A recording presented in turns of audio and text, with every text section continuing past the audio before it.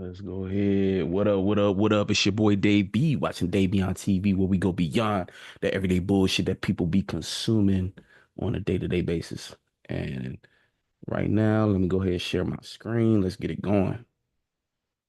Um, share sound, boom. All right, let's start our morning right.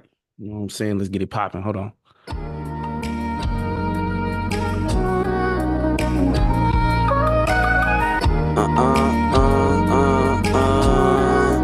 Check it. Yo, Pharaoh Sanders in my rotation. I play them records for my meditation. Weed and coffee be my medication and keep my heart from racing. Perfect balance in this life, you gotta stay patient. I hopped up off the porch, I had to touch the pavement. I was unemployed, but somehow I still made the payments. They hide behind the LOL, I knew the vow was flagrant. Different flavors of the sauce, I got enough to base with. Let my thoughts marinate, they hear my verse and taste it. My mama Virgo taught me time and how to never waste it. Stop kicking shit with dummies, how you get complacent. Manifesting isn't anything like how they make it. Yeah, I can't teach you how to put in work. The most is where the shadows lurk. Anxiety on high alert, you scared of getting hurt again, I know. But your goals will never get fulfilled if you ain't being real with yourself. Let the tears hit the flow when you don't know where to go. Gotta listen to your soul for once. Face it when you wanna run. Peek from where it's coming from before you let another one crumble what you working on. That's how you get your spirit strong. Yeah. Here I go again, rolling up a bowling pin. Money coming in abundance. I got this business running, jumping from the ground up. Whenever doubt surrounding us, remind myself that I got inner wealth. There ain't nobody else like me, I do this shit for real. I give them something they can feel, get your soul healed. I stopped complaining, started getting it done. I love to rise with the sun, yeah. Pharaoh Sanders in my rotation. I play them records for my meditation. Weed and coffee be my medication to keep my heart from racing. Perfect balance in this life, you gotta stay patient. I hopped up off the porch, I had to touch the pavement. I was unemployed, but somehow I still made the payments. They hide behind the LOL, I knew the vow was flagrant. Different flavors of the sauce, I got enough to base with. Yeah. Yes, sir. Yes, sir. Yes, sir. What up? What up? What up? It's your boy Dave B. Watching Dave B on TV, where we go beyond the everyday bullshit that we consuming on a day-to-day basis. Like I said, you know what I'm saying? That's my new release, W+C. You know what I'm saying? That weed and coffee. You know what I'm saying? Keep my mind balanced. You know what I'm saying? Heart racing. So you got the caffeine. You know what I'm saying? That gets you hyped up, but then you also got the little, you know what I'm saying? The little something to cool you back down to create that balance. You know what I'm saying? Now, again, I don't condone nothing. Hey, you do what you do. You know what I'm saying? I'm just talking about what I do. And for those who feel me, they feel me.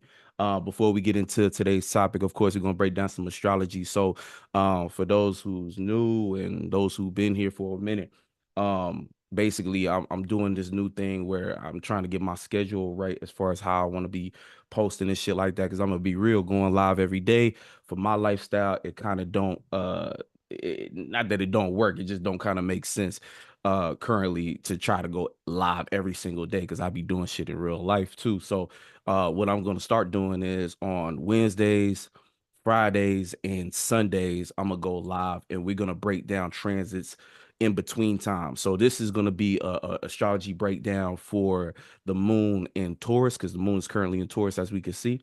Hopefully y'all can see my screen. Yeah. So it's gonna be a breakdown for the moon in Taurus, and then by Friday the moon is gonna be in Gemini. And then so when we come back on Friday, I'm gonna break down from wherever the moon is at. So the moon will be in Gemini. I'll break that all the way down to wherever the moon is going to be on what is it, on Sunday. You know what I'm saying? So it'd be like a weekend forecast. And this, I think, is going to be a nice little flow, so that when I do go through these periods of times where I'm trying to just experience and learn life for myself too, I can always come back with some better gems to give y'all and good things like that.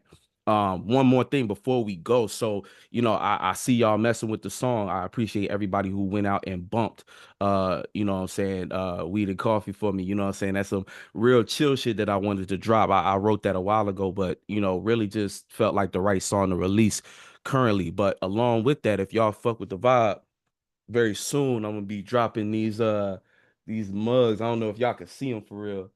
Hold on, look how they do them. You know what I'm saying? So I got see some of these custom coffee mugs and shit like that that I'm gonna be dropping. That's one model. It's the second one. You know what I'm saying, with a different design on it. I don't know if the camera tripping. It look like it's tripping for me. And y'all probably hold on. Let me see if I can.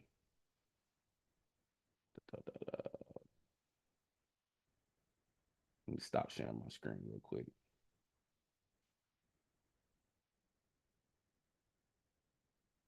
Oh, there it is. Boom. Yeah. So if I stop sharing, there we go. So y'all can see, you know what I'm saying, that tranquility, because that's the vibe of it for real. You know what I'm saying? That tranquil vibe, you know what I'm saying, bringing you some nice balance. And here's the other one, you know what I'm saying? I got that right there. You know what I'm saying? So, yeah, you know what I'm saying? That's coming. And then along with that, of course, for those who don't know, I do these astrology planners and things like that. So we got the new copy for the Daystar planner that's going to be dropping real soon. And you might be like, well, it's already January. You know, hey, look, we do it based upon the real new year. So the real new year starts in late March, you know what I'm saying? So this is going to be going from February all the way into next February and things like that. I'm going to have a planner, and then I'm also we dropping a calendar as well. So, you know what I'm saying, y'all be able to get whatever suits your vibe. If you want to be more on the planner vibe, you could do that, or if you just want the calendar laid out and things like that, you can get that. So I'm going to be dropping that real soon. I'll let y'all know how y'all can get your hands on a copy of those. But anyway, let's get back into the main topic. So for the most part, right now, we got the moon in Taurus.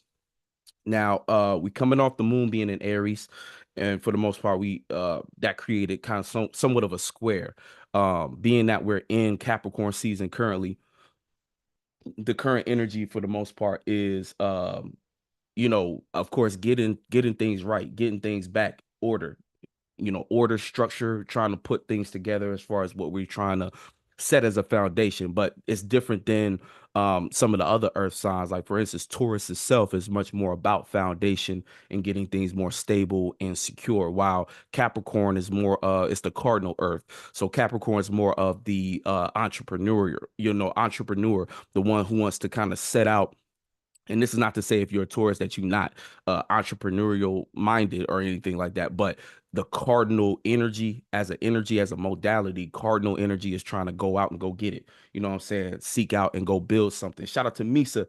You know what I'm saying? He said peace, prosperity, and protection. Hey, that's what everybody needs. Shout out to you. Thank you for gracing the live stream with those words. But yeah, when we talking about Capricorn energy, Capricorn is the go out and go get it type. You know what I'm saying? Capricorn is about, let me go out and build it for myself. Let me create the blueprint myself. And then that's gonna create the foundation for what we gonna build on and things like that. That's why in a way, we already understand that everything according to astrology is about cycles. So it's not about just doing one energy and forgetting about it. It's understanding the idea of progression, how one thing leads into another, and that's kind of how life is. Life is a series of events that, if you're not observant, they can seem like very random things that don't connect. But when you really get in touch with what's going on, the more aware you become of that space, you start to realize how everything in some kind of way is connected. Even things that seem like random and unrelated, they all have a purpose in the narrative that you are living. You know what I'm saying? Everybody is a walking testament. So your life is that series of the collection of experiences that you can start to look and draw inspiration, wisdom, knowledge, um, all kinds of things from, and things like that. So getting back into this Capricorn energy right now, that's what we doing. This is the season to be serious. It's the winter time. So, we really don't have a lot of room to be kind of playing around in old, outdated cycles and things like that. And, it's always funny because when we do hit January 1st, right? The rest of the world celebrates a new year, but and in a sense, it is kind of it's like this gap of time in between January 1st and when the spring equinox hits. So the real new year is in the spring, but this is a very important time from January all the way up until March, where we're in a cleaning out phase. And that cleaning out is like, basically, it's the death aspect of things, getting rid of what no longer works, what no longer makes sense, And this by default creates room for new things to grow during the time where it's supposed to, during the spring. So, this is an active time in which we need to be paying attention to what things are naturally falling apart, as far as just not no longer on our same frequency vibration. And frequency vibration, if y'all don't know, it's the mental and the feelings, things that's not aligning with where we at mentally and where we at vibrationally. These things, either we're going to create that tower moment for ourselves, or life itself is going to bring upon that in a very unpleasant manner, a catastrophic moment, and things like that. So to protect yourself, it's a matter of being proactive and not always being on the end of reactivity, aka waiting for things to kind of shake your life up for you. Sometimes you can't avoid that though. Sometimes you have to let life play out how it's going to play out. It's not about trying to prematurely uh avoid things or prematurely prepare for things. It's about understanding just the natural flow of life. And as these different cycles come, you have to maintain a sense of confidence that no matter what life throws at you, again, the whole, I break down a lot when I say or when they say in the Bible, like, God won't give you nothing you can't handle. I like to put kind of like an asterisk on that and say, it's dependent on what kind of energy you're putting out. If you're being authentically you and you're making decisions based upon being genuine and what you're truly connected to, and you're speaking and you're moving out of integrity and out of your truth, guess what's going to happen? That's what you put out into the world. So therefore, that's what you get back. Whether it's good, bad, from your perspective, you're still going to have the right tools to deal with it, whatever is being thrown at you. It's not until you're putting out a false frequency, you're doing energy that isn't truly you, and you're putting that out into the world as if it is you. And it's a lot of ways people get caught up in that, based upon just what society is putting on you as a pressure, or what people, places, and things you might have been attracted to or in the same space with, based upon your desires, that you might start to learn aren't really your desires. They're something that was placed in front of you that looked shiny, looks like something you wanted to get involved in. And then it's not till later on that you realize, you know what, I'm not really into that shit. That's not really me. And again, we always gonna be confronted with new information that pushes us to expand, but it's about, how you approach that. A lot of people choose to avoid it, but if you embrace it and you go through that experience, then you're naturally going to be, this is you putting yourself on the right path and things like that. And that's all that it's really, that's the kind of key to life and shit like that. Even no matter, it's not about always being happy, it's not about always not everything is going to go your way, but if you have the right perspective and you're being genuine and you're being authentically you, whatever does create a catastrophic moment is meant to be. And again, like I said, you have all the tools with you to be able to handle any situation, circumstances that's thrown at you for that. No matter if, you have to let something go that you thought was going to be there for a long time or longer, or even if you think it's going to be there for, what I'm saying, forever, and things like, nothing is really going to be there forever, but it's about, knowing how to grow with something and knowing how to, release it when it's time to release it. And that's just the ebb and flow of life, what I'm saying, and things like that. But getting back into this Capricorn energy. So we at 18 degrees, that's where the sun is at. So 18 degrees, if you don't know, that's the second decan of Capricorn. So we've been going through the Taurus portion of Capricorn, which is kind of like stabilizing, kind of understanding what it is we value, and initiating new ways to be practical about keeping that in our life, or going about getting that sense of security, or getting that thing that we value. So this has been a time where it's much more about making decisions on what it is we want to build on, and then from there starting to construct or come up with ideas that look like better ways to approach getting that. So that's the whole combination of Capricorn, but in the second decan with influence of Taurus. Now, a couple things to note. So with the moon in Taurus right now, that's a nice little trine that we're getting, as far as being more serious about how we want to structure things and go about creating things such as safety, security, and what we want to get founded on. So, in a lot of ways, this is a very powerful energy, like I said, for getting serious, for cutting out dead weight and things like that, things that don't align with your values and shit. At this point, it's a better idea to be dry about it. You know what I'm saying? If you feel, again, every now and then you might, based upon certain things that you might be emotionally attached to, right? You might try to keep it around, keep it in your space. But this is kind of like hinting at choosing to be a lot more dry and structured, whether that looks like you having a boundaries or things like that, but being a lot less, sometimes like the water energy, right, will keep something around for the sake of how it feels or considering too much of the other's feelings and things like that, and trying to do something in which they can have the flow right. They might not want to approach things in a direct manner, or they might not want to leave too, they might not want to be dry. They might have a lot more empathy for somebody else's feelings. But, the moon going through this Taurus energy is more so looking at it like, look,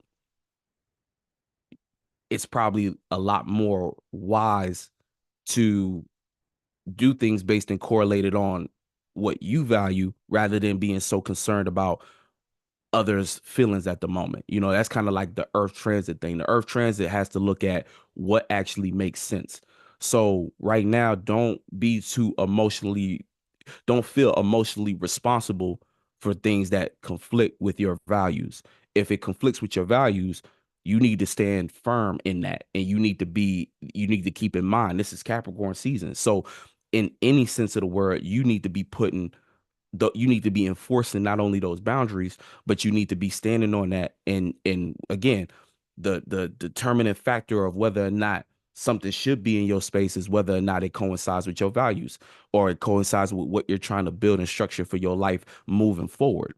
And that's kind of the, even though I said before, the new year starts in March, but right now is your little opportunity to get rid of things that still reflect outdated mentalities or outdated energy in your space. And this is the perfect energy to be dry. And like, it's like business. When a business, like, let's say you work for a corporation, the second you stop producing work that's acceptable or satisfactory for that business, they might give you a warning, but after that warning, you out of there. And it's no hard feelings. They don't care if you got a family, though. They don't care if you got things or bills coming up. We all got bills. They look at it like, hey, are you good for the business model? And if you're not producing, hey, you got to get let go. And it's kind of contractual. And that's another aspect of Capricorn. That Saturn energy is contractual. If you don't meet the standards of that contract, I'm sorry, but we're gonna have to let you go. And that's kind of how you have to be looking at your own energy at the moment and things you're participating with. If it's not matching up to the energy that you want to keep in your space, if it doesn't coincide with what you're trying to build for yourself, you gonna have to let that go. And if you don't, you're gonna have to deal with the consequences. Now, you might not be ready to let certain things go. And again, to each their own. Everybody in their own circumstances, and everybody got to go through their own experiences to learn the right balance of these things. Because you might be in a situation where it's not necessarily ideal, but you understand why you're working through it. And that's just your decision to work through it. Regardless, when it comes to cardinal energy, I always look at cardinal seasons, like when we go through Capricorn season, Libra season, Aries season, and what's the other one? I'm looking right at it. Cancer season. All of these transits, when the sun's going through, those are all transits to make decisions. And a lot of times it's human nature to kind of be hesitant to make a decision because you understand the principle of, or you might not understand it, but we all subconsciously know that once we make a decision, there's a possibility that people oftentimes fear that they made the wrong decision because they know that making one step is ultimately saying no to another step. So if you move in this direction, the cost of moving or making a decision here is the loss of something back there. And a lot of times people don't. This is how a lot of people get stagnant in life, because they're afraid to make a decision because they don't want to necessarily lose what they had, or they don't want to risk going through a new experience that they don't know, they're unfamiliar with. And so that keeps them kind of frozen. They want to move forward in life, but they're too afraid to take a chance or opportunity in the direction of something that's unfamiliar, or in the direction of something that they can't quite predict, calculate based upon past experiences and things like that. And that's something that, as far as spirits, we have to grow out of, because it's inevitable. Your spirit is always going to be looking for the next fulfillment. It's always going to be looking for the next thing. Even if you are going through a period of peace, there's always going to be that creation of chaos to shake things up. And that's just the cycle, ebb and flow of life. That's why I like to talk about it in the sense of embrace that and lean into it rather than trying to avoid it, because you really ain't avoiding anything. The further you spend time running away from that shit, the more it actually presents itself right in front of you. Because again, even understanding astrology, right? We look at astrology as a tool, but it's really a manual. It's showing you everything happens in cycles. So the second you think you about to run from something and you think it's behind you, is the second it pops up right back in front of you, because everything is loops, cycles, patterns, and things like that. So again, same thing when it comes to things you're going through with people, places, and things that play out as themes in your life. I always have this theme. Everybody has themes in their life that keep popping up, and it's like it don't matter who you switch out, whether it be through relationships or it be through just you with yourself and things you do with your actions. No matter how much you try to avoid it or not address it, it's always going to pop back up. So you think, oh, this person is the problem, but you forget that whether that person's in your life or not, you are still you. So everything you carrying as energetic baggage is just going to transfer over to the next individual you get in front of your face, because you can't run from you. And that's the main principle when we talk about spirituality, and the reason, well, more so when we talk about shadow work and the importance of it, because it's the same concept. Your shadow follow you regardless. There's nothing you could do to separate you from your shadow except for shed light on things. So that's why subconscious awareness, being aware of where your shadow lies, is really your saving grace, in the sense of it gets you familiar with your shadow. Once you shed light on it, once you're aware of your shadow parts and shadow sides, that awareness in and of itself is your familiarity with your shadow. And then now your shadow could be used as a best friend. Your shadow could be used as an asset, you know what I'm saying? Because now you understand it. You know what I'm saying? I'm talking metaphorically and blending it in with real life. So, hopefully y'all following along with what I'm saying. But that's kind of the nature of it. The only thing that will get rid of your shadow is by shedding light on it. So therefore, when you're thinking about when you're going through life and you're wondering why you keep going through the same shit, or why, and when I say the same shit, a lot of time, think about the reason why you run from something. It's because you're scared. So a lot of times people live in fear, and it happens in those moments, those subtle moments. Again, when you get more involved with anything that see, that's the thing, right? As spirits, you can have all the confidence in the world, but nobody is impervious to vulnerability. Everybody has a vulnerability. So it don't matter how much confidence, self-esteem, knowledge, wisdom, anything you use or can be converted as a protection, aka a ego, to protect your vulnerability. No matter what you do to protect your vulnerability, there's always going to be a space in which someone can penetrate and bring that out of you. So what happens in life is, shout out to Miss Dell. What's up? What's up? What happens in life is people think, oh, the more I like, people will go through a situation that hurts them or makes them feel that vulnerability, and then they might start to learn to cope with it in a way in which they run to a book, they run to learn more about something. And what happens is, like, let's say you go through something like heartbreak, right? So heartbreak might motivate you to learn more about yourself through whatever, right? It could be like, oh, well, I want to get more into, like, it's sometimes people go, that's how people become artists. They go through something like heartbreak, and then they take that thing that was a hobby and they invest their energy into it to transmute that into something beneficial, right? Sometimes people transmute it into something that's less beneficial, but in general, that's the kind of, it's like everybody in some way, whenever we go through a time of vulnerability or pain, it leads you to need to do something with that energy. So you either transmute it for something positive, aka you invest yourself in a hobby or something, a craft, a skill, knowledge, wisdom, or people might transmute it and turn it into something that might turn into an addiction, right?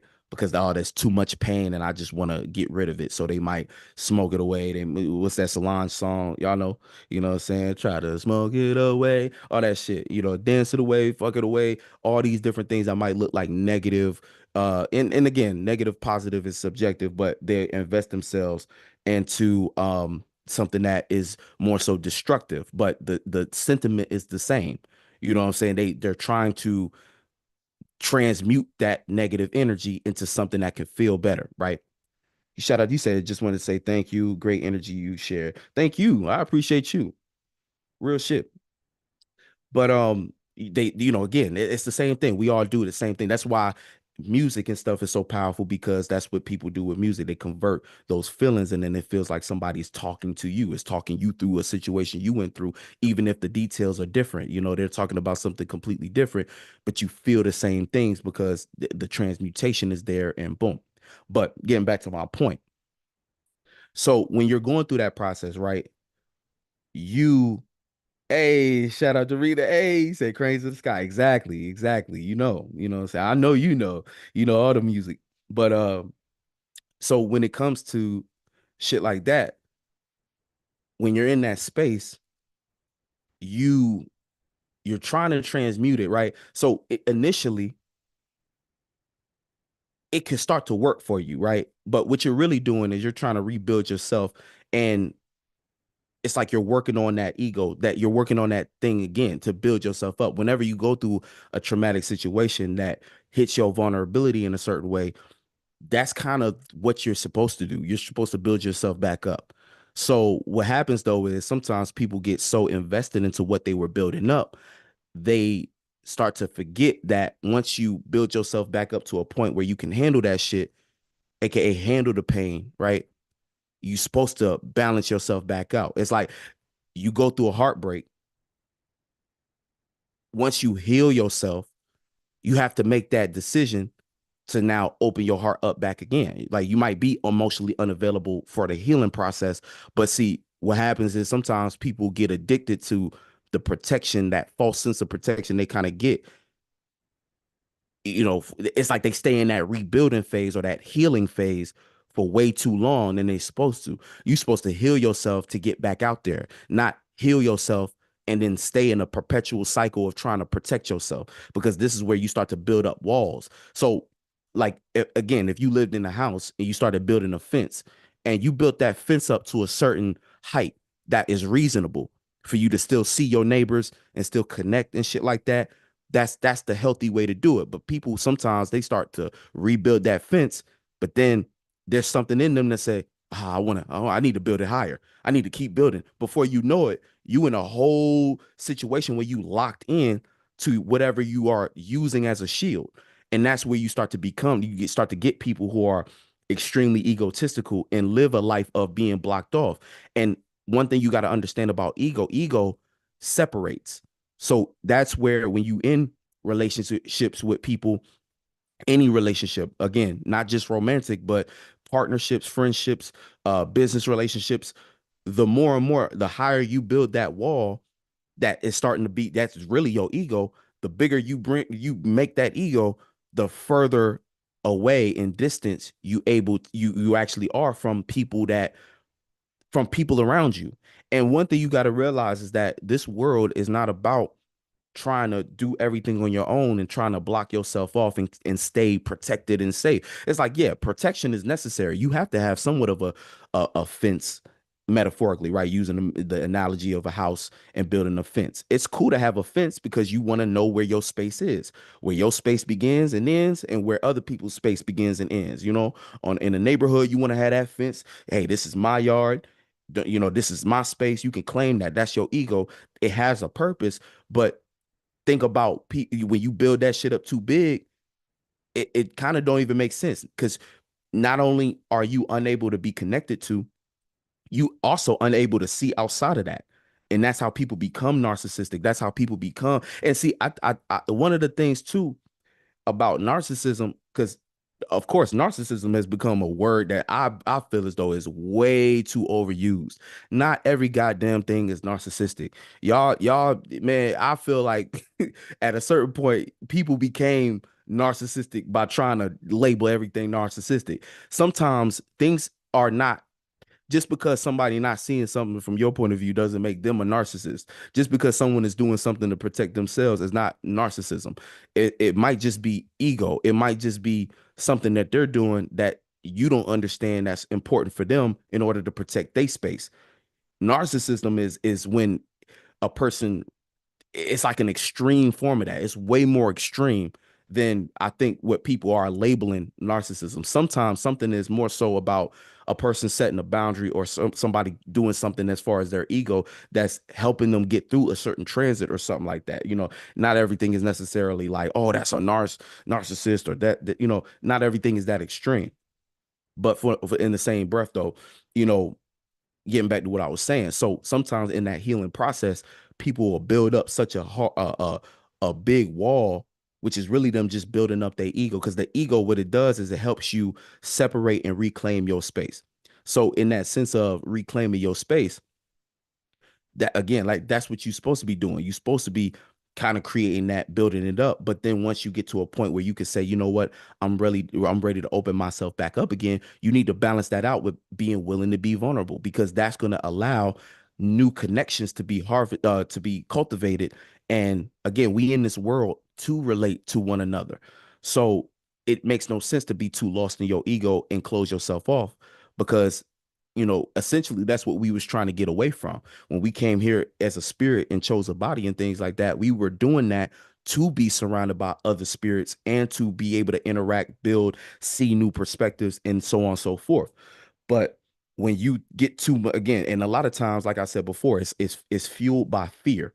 So a lot of times, though, all that building of a wall, all that building of an ego is really just a person being afraid of going through that vulnerability again. But again, like I was saying about cycles and patterns, you can't escape that shit. So that shit gonna come up in any kind of way. It's always gonna be some crack that something is able to get in. And see, the thing is, you got to think, when you close yourself off and you build, let's say you do, let's go with the analogy, right? You build up all these walls and you close yourself in. Guess what happens? It's like there's no room or space for the energy that's bouncing around you. It's no room for that to be released. If you built up these hard walls to box yourself in, yeah, you might protect yourself from the outside, but guess what? You also entrap yourself inside. So think about that. You're constantly reflecting.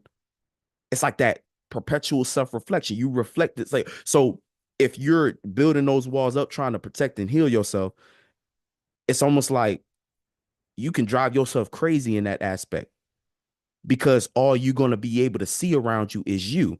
And see, what happens is people, and I'm using this analogy, but people try to still operate and move with these walls around them. So they get into partnerships, relationships, friendships, business partnerships. They get into these things with these blinders on, or with this boxed in mentality. And they might think they the most open-minded person, but because they're boxed in, the only way they're able to relate to others is, it's almost like through a window, or through it's almost like everything they try to relate with is going to be some form of them really either projecting or self-reflecting onto themselves. So this is where you get a person who, again, is so traumatized. They are so much trying to keep themselves safe in this little box that you're not really connecting to them. You're connecting to their projection. So you might feel like, oh, I'm relating to this individual, but you don't realize that you're really not relating to them as their true self. You relating to them. It's almost like you can relate to them, you can understand them, but they'll never understand you, because they can't see anything past their own self projection. You get what I'm saying? Like that shit is real. Is like it's the realest shit in the world, and it happens so commonly because we live in such a world where, and I think everything is shifts, cycles, and phases. And I think energetically as a collective, we was going through a phase where again, like it was seeming like the everybody was kind of, when they started making spirituality pop culture, and they started making it like, oh yeah, we all spiritual, we gotta meditate, blah, blah, blah, blah, blah. When you get the Ralph Smarts and the, what I'm saying, all those individuals who love and light and all that shit, all that love and light shit, it got people on this thing where oversaturation of trying to heal yourself. And I've been saying this shit since last year. I was like, in 2024, year 8, I was like, look, this the time we got to decide we are healed. If you not making, and when I say decide you're healed, it's getting to a point where you realize, okay, I got to put myself back out there. I got to allow myself to be vulnerable. I got to express my truth, because all of that protection, all that healing process is necessary. Sometimes we go through things, we need to take a step back. I'm not saying don't to avoid that or not to acknowledge that, for sure. But there comes a point in time where deep in your heart, it's time to open up again. Or I would say that one of the most courageous things you can do is decide it. And see, the reason why it's so hard to get to that space again is because when you get hurt, when you get hit with something, right, that hits your vulnerability again, when you get hurt, it's natural to not want to go through that experience again. But you forget that it's like a kid who scrapes his knee trying to skateboard and shit like that. You trying to learn how to skate or ride a bike. If you scrape your knee and decided I'm never going to ride a skateboard again, you won't learn how to do that. So think about that in life. You go through a heartbreak. If you never open yourself again to have a healthy relationship, you're never going to experience the type of love you think you want. And sometimes even the love you think you want, it might not actually be what you want once you get it, but you still learn, oh, I actually want this instead, or I actually don't want this. I actually prefer this. And this, you could take that same principle in any aspect of life. Career. Yeah, that business idea you had, you loved it. It didn't work. If you stop, you're never going to learn what does work. And even what you think you want to do as a business, you might actually get what you want, and it might not actually be that. So you might learn a new thing that you prefer to do business wise and things like that. So it's like, again, one of the most powerful concepts you can start to understand is just like the ability to persevere through shit. It's not always going to be easy. And chances are the hard things is the things that, again, it induces fear. The hard things that create friction might trigger your response or your memory of a harsher time you was going through, and the embarrassment of trying something new and all these other things. But that's where thoughts and feelings start to become, I'm not going to say not important, because thoughts and feelings bring information, but it's like that's where you gotta make you get this is where you gotta be in control of your thoughts and feelings and direct them towards something. It's like you got to make that decision. Do I want to grow through this, or do I want to allow this to cap me and keep me limited? He said you can't let it change you. You know what I'm saying? Take what you need from the experience and keep moving. Exactly. Exactly. And the thing is, it's probably going to change you anyway, because new information, like I said, thoughts and feelings bring you information. So they teach you things about yourself and shit like that. And that new information you get about yourself, it's going to change you. But your essence and your truth and your authenticity is still going to be you. So, you know what I'm saying? It's like you can't even, it's one of those things you can't allow it to destroy you or to, break you down to the point where because the only way you can be destroyed or broken down is if you think your spirit is limited, or you think you are that thing, or you think you are that expectation, you think you are that goal, and you're not. And you know what I'm saying? That's kind of the essence of what Reed was saying. Like you gotta understand that you again, we still spirits. So what you thought you was, you might not be that at all. You know what I'm saying? You might not be that, and sometimes accepting that is the type of release you need in order to be healed. The reason people build up them shields and stuff and think they still got to go through the healing process is because they still ain't let go of whatever they was healing from. A scab eventually falls off. Some people like to pick at it and it never heals. And that's really what that ego thing is. You keep picking at the scab and now you think it's a part of you. So now you've been picked at the scab so much that it's become a scar. Versus if you allow it to actually heal and you take the time to treat it, there comes a point in time where that scab gonna fall off and your skin gonna get back to normal. It's gonna regenerate and shit like that. You know what I'm saying? Hey, shout out to West Dakota. You said the right decision. You know what I'm saying? You already know. I think I made the right. You know what I'm saying? Real talk. The Garden of Eden. Shout out to Jackie New. You said this live just saved my life for a mini road trip with people listening to the world news. Hey, hey, hey, you already know. And that's exactly what this is. You know what I'm saying? The world news. This is what we're gonna do. That's why again, this is just the beginning, but I'm setting this up like a real newscast because this is what we're gonna be doing every, like I said before, Wednesday, uh Wednesdays on Mercury days, Venus days, and Sundays. You know what I'm saying? And that way it's spaced out throughout the week.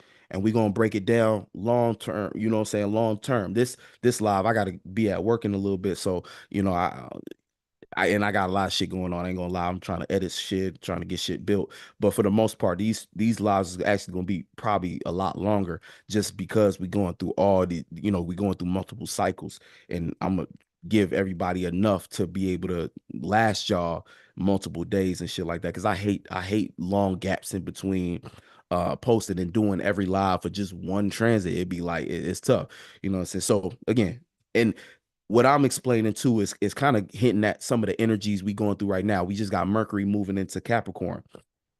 So Mercury and Capricorn, thinking about structure, you know what I'm saying? Structure on your mind. Finally, Mercury is in a space where it can start to get make use of all the experiences it was going through. So, you know, when Mercury was in Sag, you know, we went through that little retrograde phase and we was relearning a lot of things that we thought was the right morality to have about our approach to life. I like to look at Sagittarius energy as lifestyle because based upon your morality and what your belief, because belief system is way more Pisces, morality and moral compass is Sag.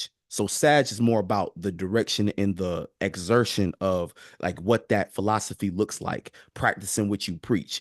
Whereas Pisces is more about the belief system itself, where it's sourced. So Pisces energy is much more about the source of things, whereas Sag is the expression of that source.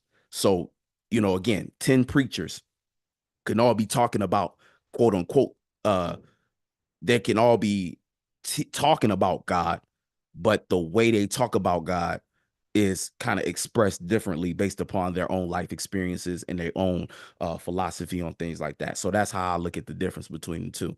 Now, when we talk about Mercury finally getting into Capricorn, this is where we can actually start to make some sense out of things. We already really been making sense based upon what we've been able to pay attention to with the sun in Capricorn. But now Mercury being in Capricorn, it's like, okay, boom, now we can actually put it into mental practice. We can actually have the mental space. So in a lot of ways, Mercury even going into a space like Capricorn, not only do you have to be more serious about what's on your mind, enforce a lot more restrictions on what you are willing to let your mind analyze and what you're willing to let your mind be on. Because one thing about you got to understand, Mercury by nature is the little kid in the family. It's the little kid.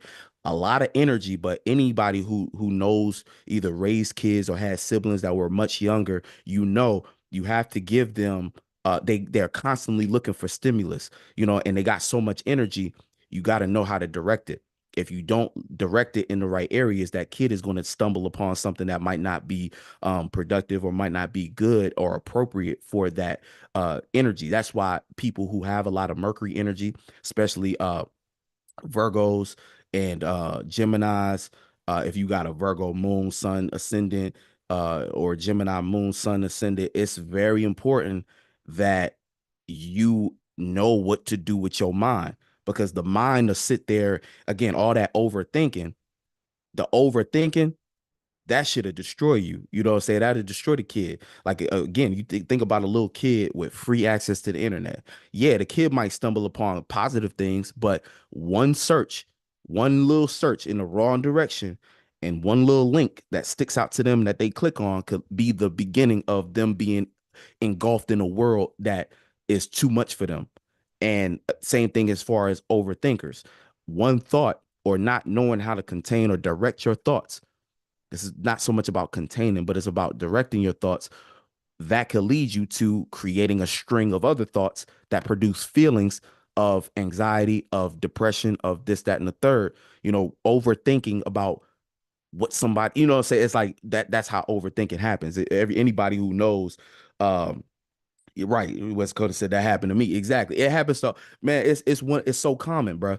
It's like your mind is powerful, but like they said, the mind is a terrible thing to waste because once it's placed in the wrong direction, once it's set off on the wrong path, Mercury is so active that you'll be gathering so many different things, and before you know it, you will be in that world. That's kind of how Mercury and Jupiter kind of work hand in hand while they on the same spectrum, in my opinion, because you get Mercury where Mercury is going to get invested into whatever it's looking or paying attention to, and it's going to expand it by default. And the information you start to expand on will start to become your belief system. It'll start to also become what you think is right and wrong eventually. If you think about something enough, you're going to start to believe it. That's why it's important, like again, in toxic situations, if you with a person who always is thinking negatively, they're going to start to develop a belief system that the negative is always going to happen. That's a lot of times what happens with Virgo sometimes, if they're too much on the criticizing end. Before you know, they might just be there's a difference between a Virgo giving constructive criticism, but when you get around them Virgos that always talking about something negative, you start to question, like, wait, hold on, maybe you just believe everything is gonna go wrong. So really you the one tripping. So this, what I'm saying? Same thing with Gemini and shit like that. It's like, okay, you thinking and talking and shit like that. Okay, I see where you're going, but after a certain point, it's like, well, what are you actually talking about? What are you actually thinking about? And sometimes, especially if you got these energies like in like the 12th house or the eighth house, or even the fourth house, your mind could be really invested into how you feel. And this is a hard thing for Mercury because you're not no longer dealing with subjectivity. I mean, you're no longer dealing with information and objectivity. You're engulfed in subjectivity, and now things are very dependent on your opinion, and your opinion ain't always facts. So you might, again, they're giving you constructive criticism in their mind, but they're really destroying the experience itself by putting what I'm saying? You're not just looking at information and talking about that. You're actually creating anxiety, or you're projecting your anxiety on the environment around you. And that can kind of destroy things from the inside out if you're not careful. Shout out to Blaze and Mellow. You said real shit. Mercury and Jupiter need each other. Right. Exactly. Words are nothing without wisdom, and wisdom with no proper wording is useless. Exactly. Because you can't communicate or convey that concept if you can't explain it. Real shit. Shout out to VI Izzo in here. Yeah. Yeah. Shout out to you, bro. You know what I'm saying? I might need some of them beats, man. And hey, speaking of that too, Blaze and Mellow, we gotta work on something too. But a lot of y'all, man. A lot of y'all, man. This year gonna be crazy. This year gonna be crazy. We're gonna be traveling, moving, shaking, all that good stuff. You know what I'm saying? A lot of good building.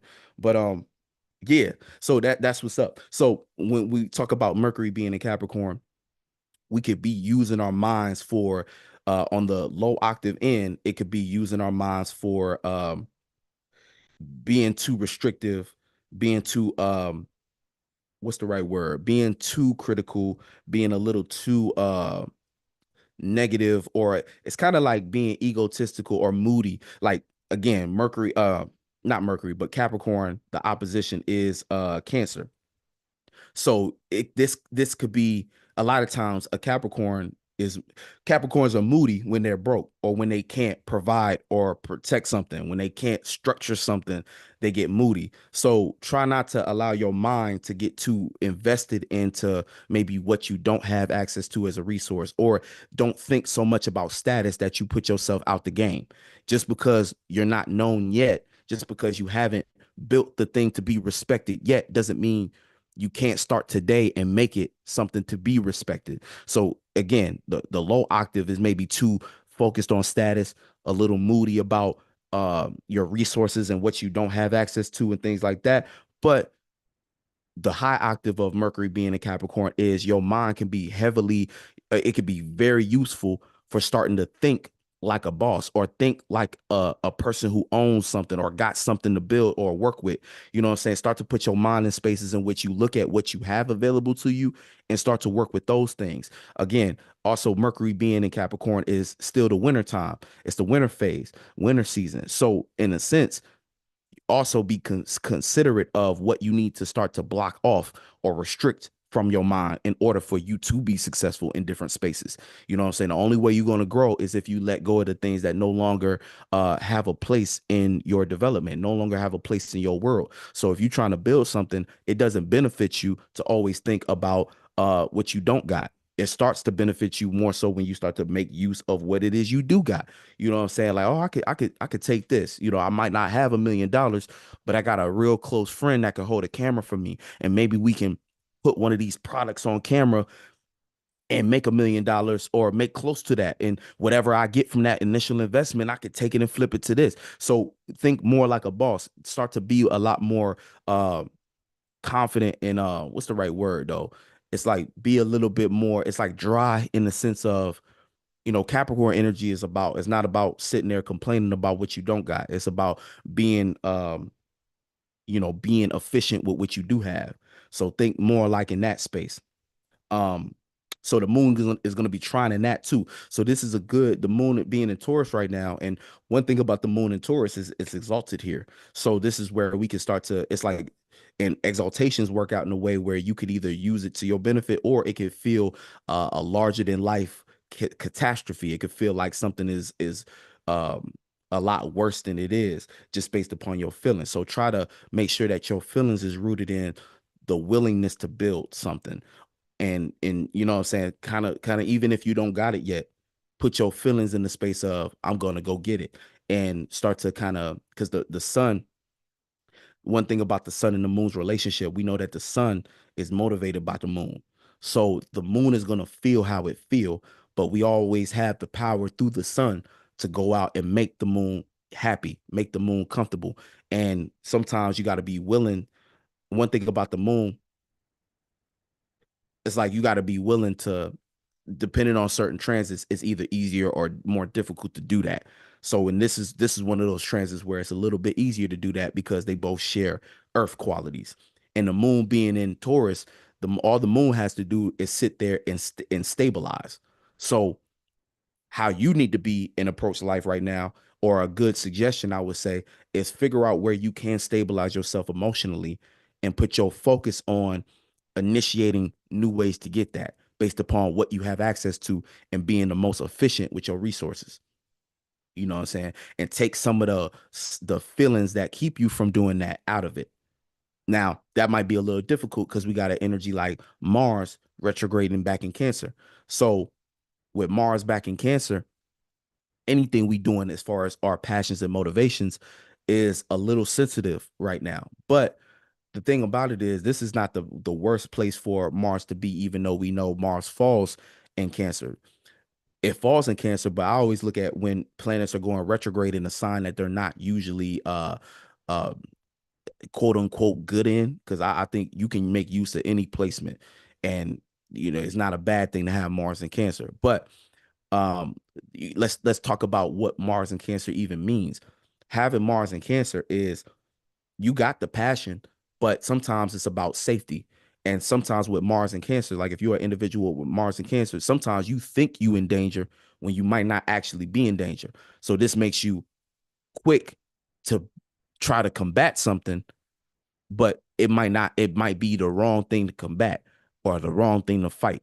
So it's almost like a person being like a person with a loaded gun who always in their feelings. So the second somebody even joke around, it was meant to be light and it was meant to just be a conversation. They ready to up the, you know what I'm saying? You know what I'm saying? They ready to shoot some. And they're like, hey, calm down. Like you ain't gotta always try to buck off the first instance. But what it is just a hypersensitivity, and backed and supported by Mars is like aggression. It's almost like, Mars in Cancer it always feels like it has to protect itself. It feels extremely sensitive and vulnerable, and it feels like the only way it can protect itself is by hitting you first or shooting first. So think about that concept when we talking about this transit. Mars retrograde though is a saving grace in a sense, almost in disguise, because instead of jumping to action off of the wrong thing being sensitive and you taking the wrong impression of something, this could actually be you having enough sense to calm down, sit back and really ask yourself, what is it that I'm actually being aggressive about, or what is it that I'm actually motivated to do? Because again, outside of just aggression, Mars is also passion. So this is us reanalyzing or redirect, like not reanalyzing, but this is us, yeah, kind of like reanalyzing, readdressing, or redefining. I'll say it's more like redefining what it is we care about as far as what we want to direct our passions towards. Because you might have had certain passions, or you was going about it, you had a certain will to do something that now you're looking at and saying, well, you know what? First of all, what is the source of what is my motivator? And when you're looking at what your motivator is, it might change up what you actually are willing to do, what you have willpower to do, to act towards. You know what I'm saying? Like, so that's one thing you might be kind of going back and forth on, is like, well, where is the actual source of my willpower? And by understanding that, you start to understand a little bit more about what's worth fighting for and what's worth being passionate about based upon what you care about. So this is you looking at the things you care about as far as like your passions and shit, and being like, okay, well, let me put more care into this aspect of my passions. And so this is like an ability to kind of broaden your passions to be a lot more, to feel a lot more connected to them. So this is a very important process, because the next when Mars goes direct is going to be during Pisces season. So this is going to be Mars and the sun on the same accord, and able to kind of now, with this new sense of what I care about, to be passionate about, you're going to have a new sense of not only like fuel, a new sense of willpower that you can direct into what you actually want to get, versus just kind of be out there, right now, coming off the energy of last year. A lot of what you might be fighting for, you might realize, damn, what was I fighting for that for? What was I fighting about? Like, why did I care so much for that aspect of my passion to get done? Or why did I care so much for this thing? Why did this thing trigger me so much to want to fight or be aggressive? You know what I'm saying? So it's a lot of good things that can come from Mars and Cancer, even though it's a more difficult placement off rip, and it's opposing the sun right now.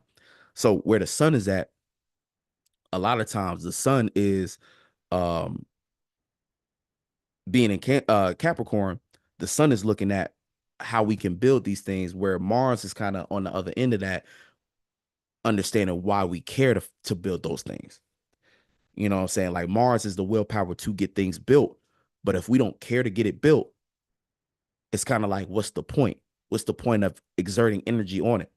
So a lot of times, so in a lot of ways, this opposition can kind of bring some good balance into being more efficient with where we want to direct our energy, and also being more aware of where boundaries need to be enforced, because there might be things that you don't enforce a boundary on that are starting to prove itself as to, okay, yeah, I definitely need to go ahead and put this boundary up, or I definitely need to make sure I get this point across, and I make sure this is a point to keep, you know what I'm saying, to either fight for or to not care so much about, because there might be things about your passions that don't need to be cared about, and instead it's the source of it is coming from more so insecurity.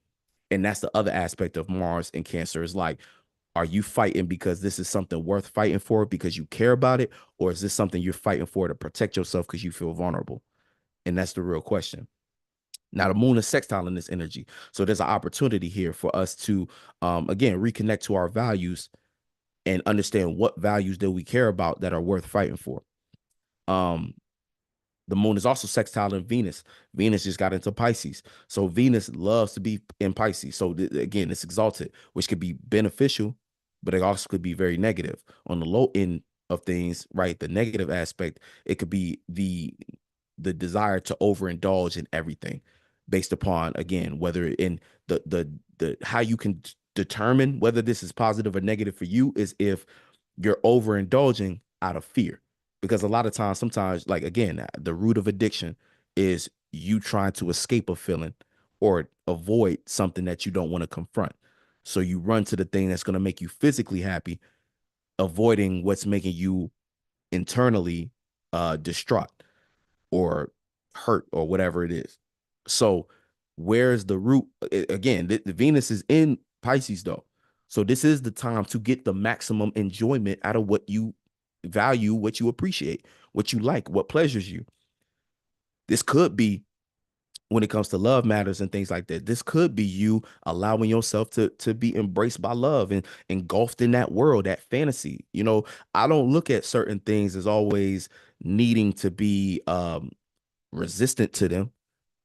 Sometimes, again, time and place for everything. Venus is in Pisces. So yeah, this is the time to have a little bit of fun or to rediscover what it is that gets you excited or ignites your fantasies and shit like that. But where is it rooted in? That's what I care about. I look at what it's rooted in. Is you doing that because you're trying to avoid some shit and you're afraid of something, and this is kind of your false sense of protection and safety, or are you doing it because it's your choice?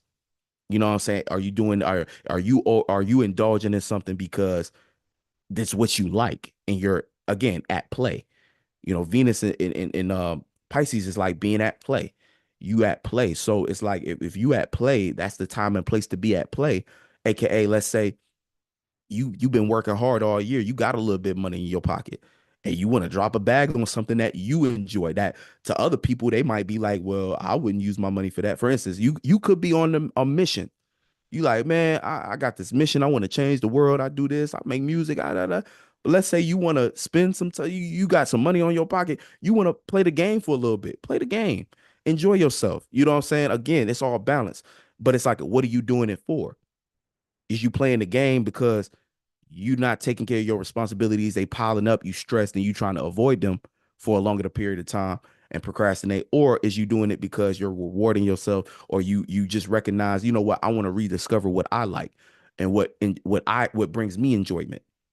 That might be the thing you doing. Or same thing with anything you enjoy. You know what I'm saying? Like whatever that might be. Again, I use a very PG example, but you know what I'm saying? If you into some other things, it's like, look, this is the time. If you want to enjoy it, you can enjoy it. Life is meant to be enjoyed and experienced, but it's about the root of it. Do you know what you're doing it for? Do you know what's motivating you to do that? And even if you are stressed, sometimes you can have a healthy sense of understanding that, okay, I'm in a space where I'm too bogged down by responsibilities and things like that. And this is the energy to be in that space. Sometimes all this Capricorn and Earth energy, you might be like, yo, I am kind of bogged down by work so much so that I don't have no fluidity. I don't have no creativity no more because I'm so locked into what I'm working on or building and working towards. Let me do something that's completely unrelated to what I'm working on and concentrating on so that I can add a little bit more fluidity into the whole process. It's like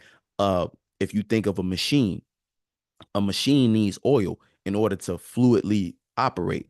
So if your machine, right, you so focused on the work you got to get done, so you in robot, you in mechanical mode, you trying to grind, you grinding, but sometimes that grind needs a little bit of moisture, and that's the thing about some earth energy, specifically Capricorn too. It's sometimes it could be too dry to the point where, think about when two gears are trying to move along each other, but it's dry. Like your car, for instance, you driving your car, if you didn't get your oil change, you're gonna start hearing that car stress because the friction is too much. Same thing with your mind. Sometimes there's too many things on your mind you working towards. You don't have enough fluidity. So this is where water sign friends is very beneficial for earth sign people, because they add a little bit of that fluidity to their life, help them care about something, show that they care. And then all of a sudden it's like, oh damn, that little bit of moisture, that little bit of fluidity allows, what I'm saying, allows things to move smoothly. Right. And see, we got Venus right there, sextile in the sun and the moon currently. So Venus is sitting at the perfect spot to kind of give you an opportunity to know how to balance work and play. You know what I'm saying? Sometimes you got to allow your creativity to flourish and be free so that you can get back focused and build on things in a more sufficient manner, and not be overworking yourself to the point where you stifle your creativity or you lose connection with yourself and what you actually enjoy. Again, you might be going through something where you can't do what you want to do. Let's say you make music. You got too many bills to actually be making music, but again, don't lose sight of, it might be, you might think that, but you might be forgetting that there's other ways to involve yourself in that creativity, in that space of music, without necessarily having to compromise the work you're doing. And that might be your saving grace, that little bit of time you can spend doing something music related or related to your what you love to do. That might be the thing that helps you get to work the next day. It might be the thing that helps you get through the work day. Just that little bit of time you get to be involved in what you actually love to do. Because we can't forget that all of the things that we do as far as resources and for money and structure, all those things are man-made. All those things are somebody else's creation. So don't lose yourself. Oh shit. Don't lose yourself in the pursuit of some man-made bullshit. Don't lose your truth and what makes you you for the sake of some man-made bullshit, because it really ain't. It don't, it's not worth it. You know, like selling your soul. You can, you know, we can get into that topic, but it's like, anything you do is a sense of you, again, currency. Anything you do, you pay attention to is giving your a little bit of your soul away. But and I don't like to say it like that, but that's kind of what it is. Your soul, I like to relate that to your time. So anything you do is you always exchanging a piece of your time, a piece of your energy, a piece of your focus, but it's about the return on investment and understanding that as a spirit, you're an infinite being. You always gonna have more, but it's about the return on investment and how much you give in versus the rate in which you receive and regenerate. You know what I'm saying? So you got to decide. Like, for instance, you could work a job, but if you're not being paid sufficiently, it kind of don't make sense to be working that job, because you could use that same time for another job that pay you a lot more for a lot less, or like, you know what I'm saying, type shit. But yeah, keep going. So for the most part, we still got Saturn and Pisces. That's also sextile in the moon. So again, getting more stable on the thing about the moon and Taurus is just understanding that it's about values. It's about what we value, and being connected to those things. And that's going to be it's going to open up an opportunity for us looking at reality to be able to start to put the pieces together to say, okay, well, I want to keep building on this. I no longer want to keep building on that because that doesn't coincide with my values and things like that. And so that's kind of a beneficial energy, or it could potentially be a beneficial energy. Same thing even with Saturn sextile and the sun and eventually Mercury. You know what I'm saying? We're gonna have structure on our mind. So the things that we want to build, again, Venus even being in Pisces is like being very much more connected to what it is we actually value and what we care about building. That's one of the benefits of it. And that's if you're using Venus responsibly, aka you're not overindulging into things just because you're trying to escape them. That's the thing. Venus and Pisces is gonna bring about wanting to escape, but it's about, again, understanding, am I escaping something, or am I opening myself up to experience something? Because Venus and Pisces that's the other end of it, opening myself up to experience that high level of pleasure or that high level of fantasy that can start to look like creativity, in which I can start to derive things from, you know yeah. Versus escapism, you're not using that shit for creativity, you're using it for your lower natures. So you're trying to expand and overindulge to get away from something that you really can't get away from. Um, Venus is going to be trining Mars, so that's going to be the gift of, again, everything that you are fantasizing about, you have the gift to go out and go get it. But it's about rewiring your mind in terms of, again, what's worth fighting for, what's worth directing my passion towards. And if it's not worth it, if it's something unworthy, aka avoidance overindulgence based upon escapism, then that's exactly what you're going to get. More and more things that either make you want to escape, or more and more things that keep you further away from what you really want because of how invested you are into the wrong things. Again, an addiction can take you so much farther away from your goal because it's almost like you know what I'm saying, it's kind of deep. You know what I'm saying? When you're addicted to something, it takes up all your time. You know what I'm saying? It takes up all your time that you're supposed to be spending doing something else. So, that's just something to be mindful about. I'm gonna try to go a little bit faster because I got to get up and go soon. Um, yeah. So for the most part, let's get into some of these. So the next day, let's get into. Let's go. So what's today? Wednesday. If we go 24 hours, boom. Think the moon is still gonna be. Where's the moon at? Oh yeah, the moon's still gonna be in Taurus, and it's gonna be conjuncting Uranus.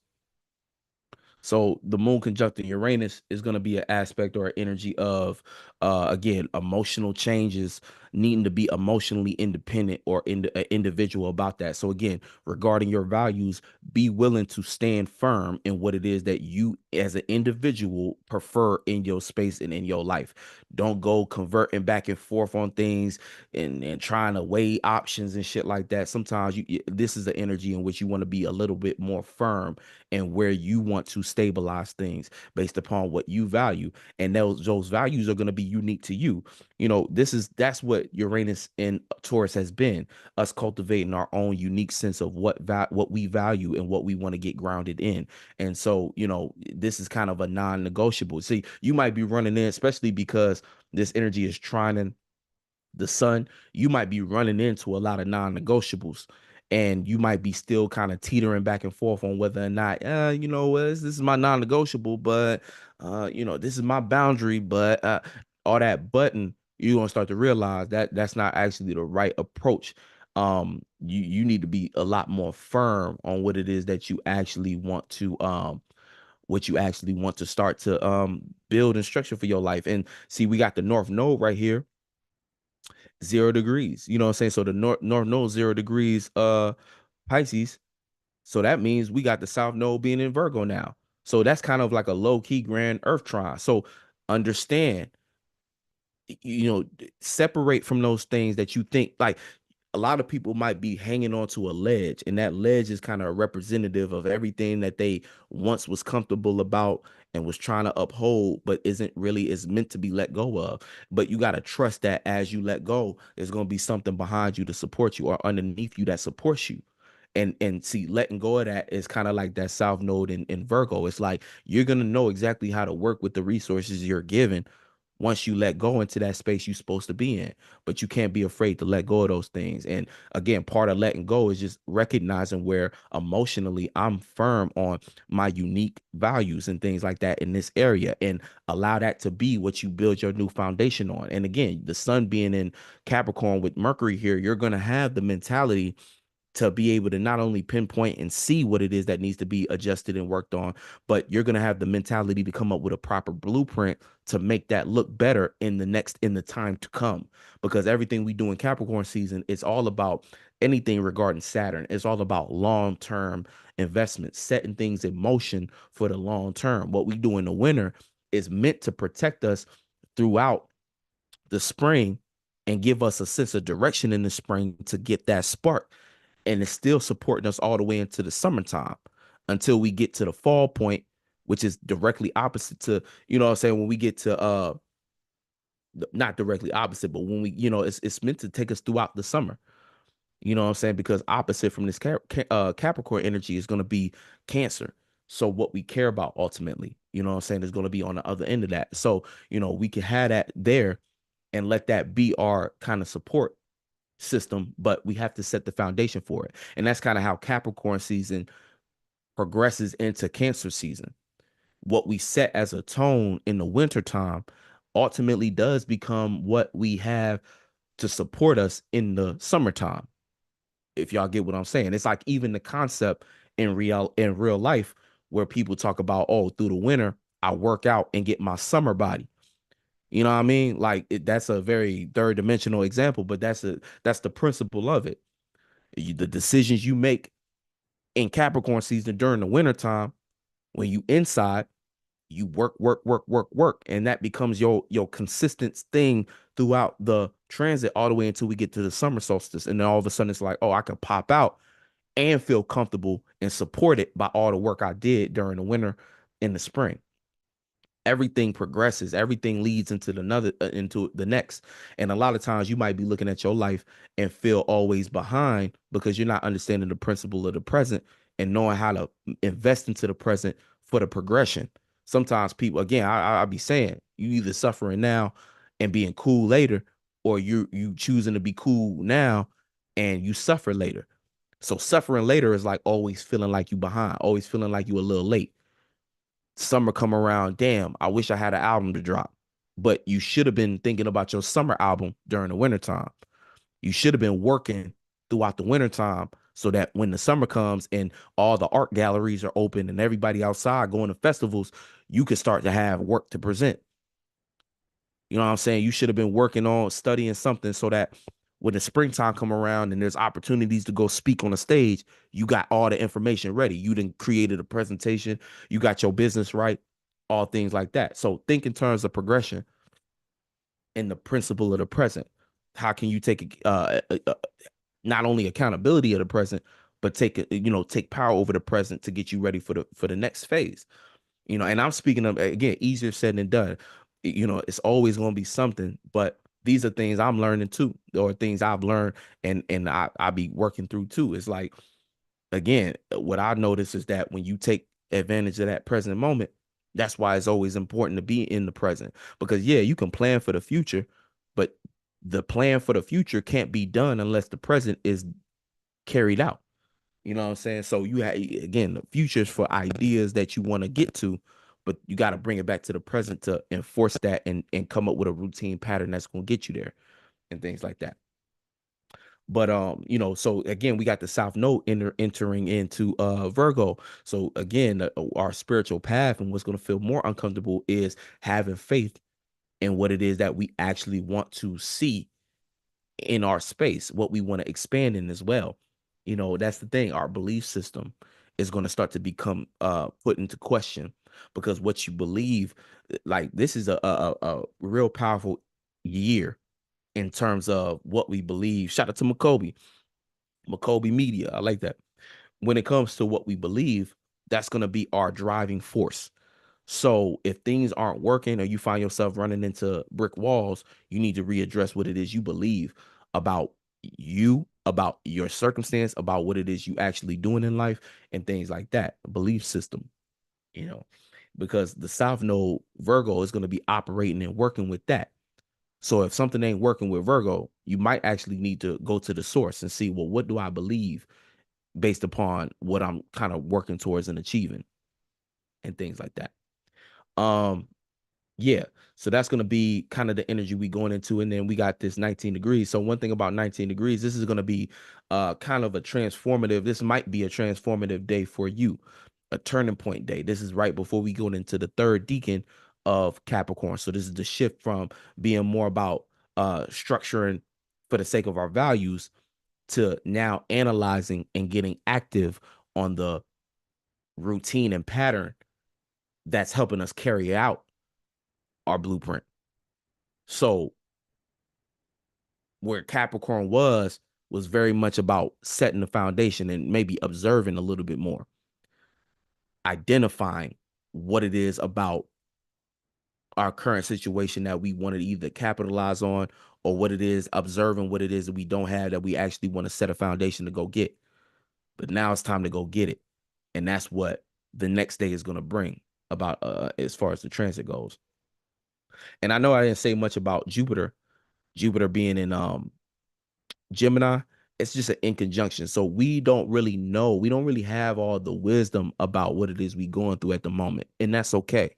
It's really about us experiencing and just kind of collecting information. That's what I see with this retrograde Jupiter. It's just collecting information.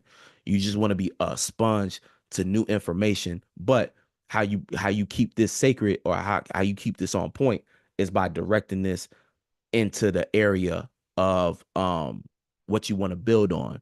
It's just in conjunction. So you might misunderstand how the information you gathering or what you experiencing relates to what you want to build for yourself.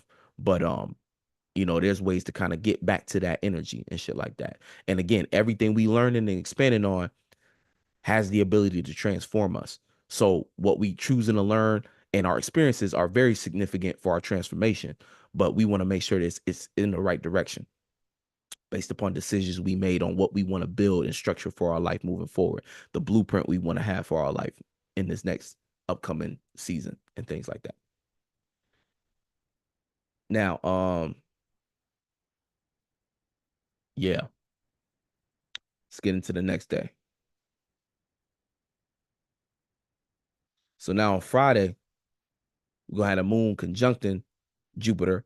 So this is gonna start to make a little bit more sense as far as to what we feel about the expansion. It still might be a misunderstanding, but for the most part, so let's talk about a little bit about this. Like I said before, this is gonna be the beginning of us in the third decan of Capricorn, starting to look at, okay, third decan of Capricorn is this Virgo energy.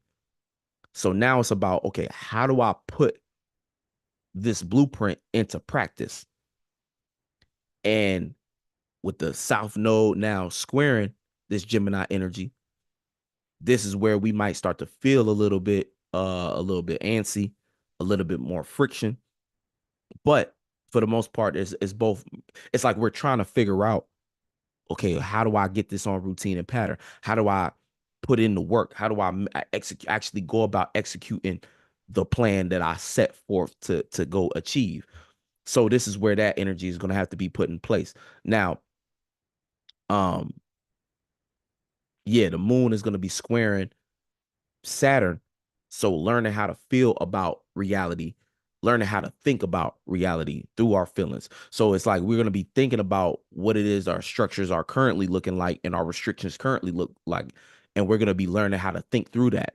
And this could be expanding our feeling on certain things, but you want to make sure you expanding your feeling in the direction of solutions rather than expanding your feelings on things that keep you distracted and scattered. And that's kind of where this Venus energy kind of plays out, because with moon squaring Venus, the moon is still trying to learn about more about what to care about.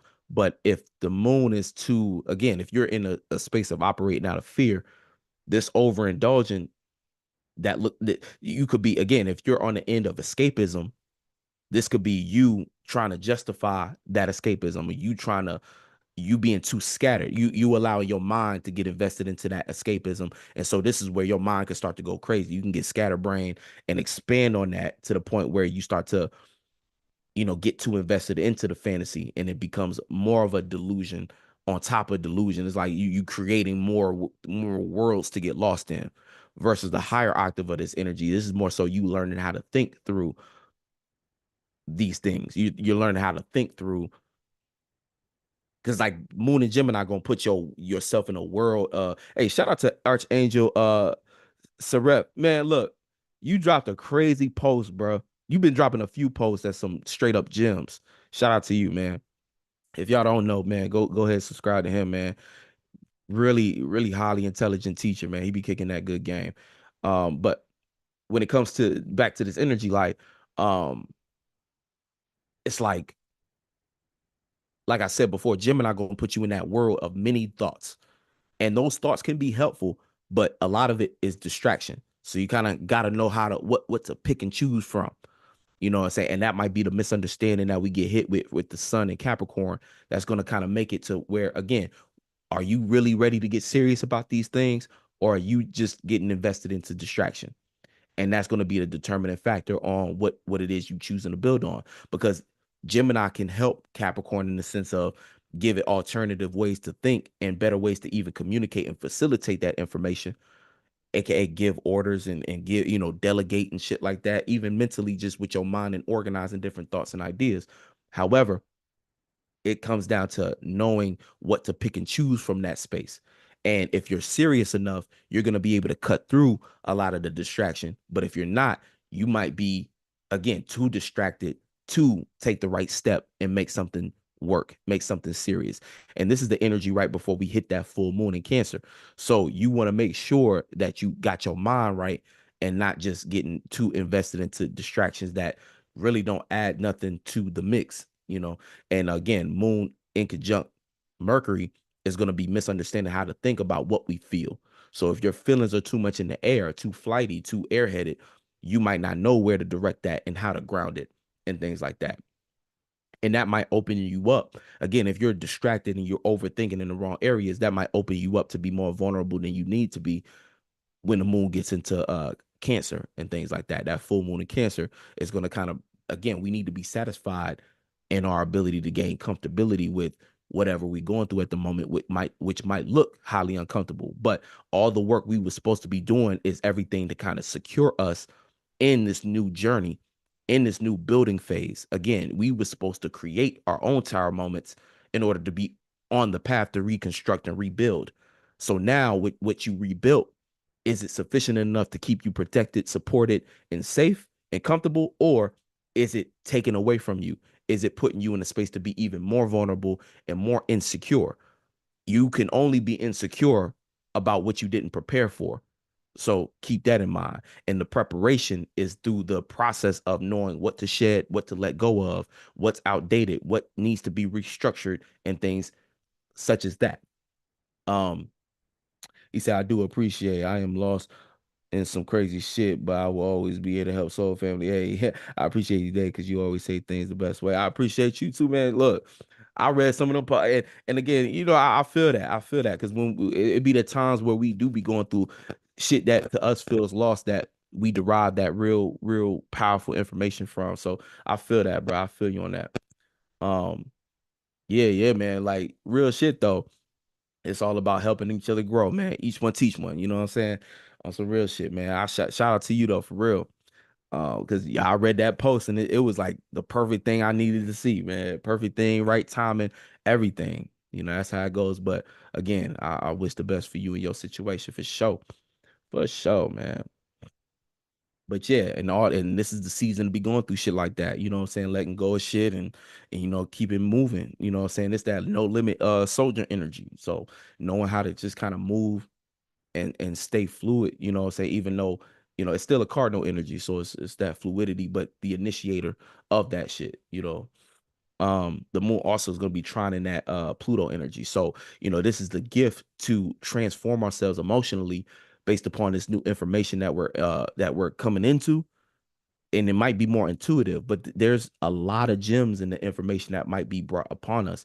Um, you know, again, so be willing to be open to receive that and allow that new information to lead the way when it comes to where your transformations are going, where you're directing that transformation, because it's going to be in the mind, but it's going to affect how you feel too. So this is transforming how we think in order to get to a space where we could feel more secure and substantial in this Cancer energy. See, now full moon in Cancer too is going to be a sense of needing to be satisfied with the kind of like our ability to create comfort. So you might not be comfortable necessarily, but you got confidence or security in the sense of or satisfaction in your ability to create comfort, aka you might not have all the pieces together yet, but you know, based upon what you got going on, that not only are you supported through that investment, but you also on the path to become more secure and comfortable as time goes on, because you know it's a process and shit like that, as opposed to being unsatisfied during the full moon. And this could be you again using your insecurities improperly, using insecurities to project a certain energy. It's kind of like that moody low octave Cancer energy where now you become, you're putting your water on everybody else, everybody responsible for making you safe. Oh, everybody the problem except for you, everybody, you and your moods and shit like that, and you don't know how to conduct those things, so you let your business just go to shit. You know what I'm saying? You got, you know, stuff like that. And when I say business, it could mean your literal business, but it also could mean just your life in general, the different connections and things you got going on in your life just going to shit because you don't know how to contain your feelings and direct them in the proper way. So yeah. I appreciate all y'all for coming through. You know what I'm saying? All y'all coming through for the newscast, astrology transit newscast breakdown. Like I said before, we're gonna be consistently here every Sunday, Wednesday, and Friday, and we're gonna get this shit popping like a real newscast until y'all see the area behind me transform into a legit studio and things like that. So, hey, it's all about planting those seeds and continuing to take those steps and procedures to get there. So I hope all y'all have a beautiful Mercury day, Jupiter day, and I'll see y'all again on Venus day. Like I said before, though, be on the lookout for the new products. You know what I'm saying? We got some new things dropping very soon, and I'm gonna open up pre-orders to get you astrology, astro numerology day star planner or calendar. You know what I'm saying? So it's going to be pre-orders coming up soon, and I'm trying to get those things out before February. But we'll see. We'll see about that. Anyway, much love, and I'll catch y'all on the next one. Peace.